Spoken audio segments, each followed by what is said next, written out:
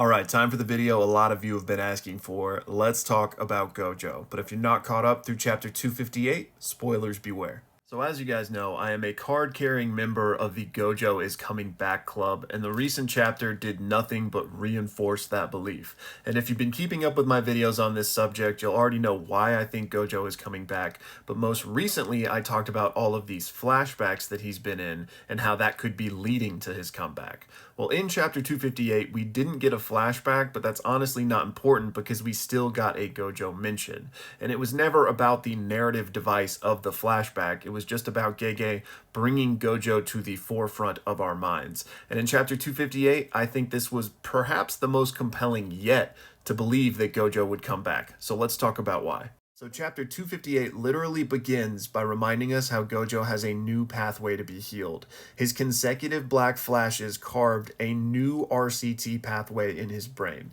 and I believe this serves two purposes in terms of the overarching story.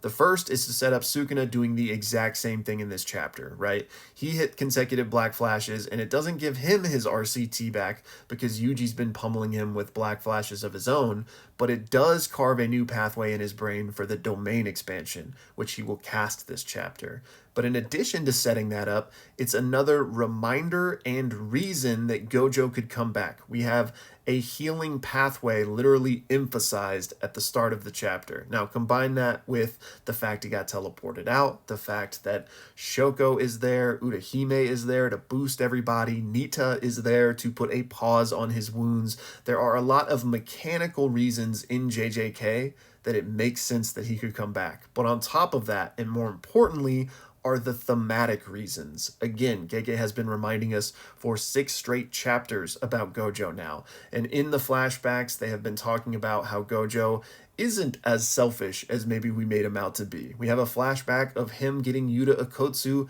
training, flashbacks of him talking about how Kusakabe is strong and impressive, flashbacks that directly go against this narrative that Gojo only lived for himself and only cared about his own strength in Jujutsu, which is the narrative that Nanami in the airport was trying to paint. And lest I remind you, the entire airport scene was this dissection of Gojo's character. Who are you? What is your true identity? Are you Gojo because you're the strongest, or are you the strongest because you're Gojo? This is the crux of his entire narrative arc, a question he has never been able to answer, which Nanami presents him with this very question. Do you know who you are?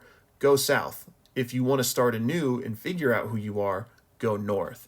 Nanami went south, passed on. So to choose to go north would be Gojo coming back to fully realize who he truly is. Again, that entire scene was about presenting Gojo with this choice. So what will he choose? Will he go north or will he go south? And again, Nanami characterizes him as living only for Jujutsu. You don't wield it to protect something, you use it only for the sake of satisfying yourself. And this is true to some extent, but it's not fully true. And again, these flashbacks in the recent chapters have been showcasing that. Gojo does care for his students. He cares for the society as a whole. That's why he wanted to raise them up to be strong and change things from within. He didn't only care about himself. That is how he differs from Sukuna as the two strongest. But he was conflicted in this. He never had the full answer to that question. Are you Gojo because you're the strongest? Are you the strongest because you're Gojo?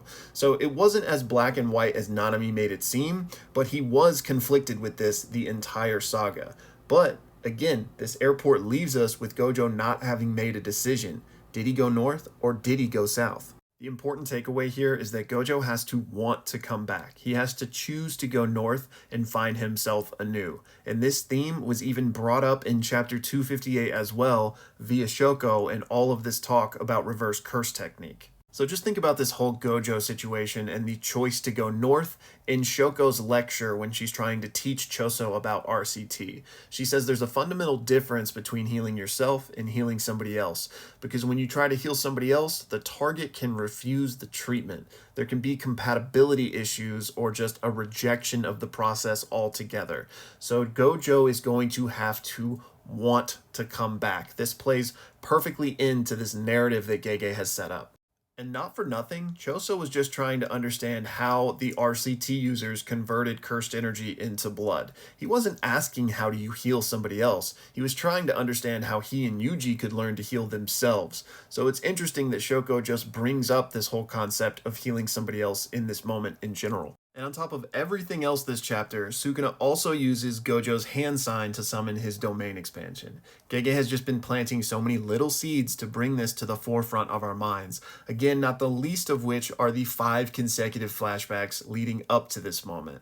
So I am still firmly aboard the Gojo copium train, and honestly, each chapter just makes me more and more confident. So I've said it before, I'll say it again. You're welcome to join the crew over here. You know what? We'll have you, but just don't switch sides after we find out for sure. Either after he comes back or after JJK ends and he never came back. I'll take my L if that's the case. I just don't want to have all these people joining the bandwagon after the case. So pick your side and then stay there. Anyways, that's going to do it for this one. As always, let me know your thoughts, theories, and comments down below. I'm ready to get called delusional, but again, just if you pick that side, make sure you stay there.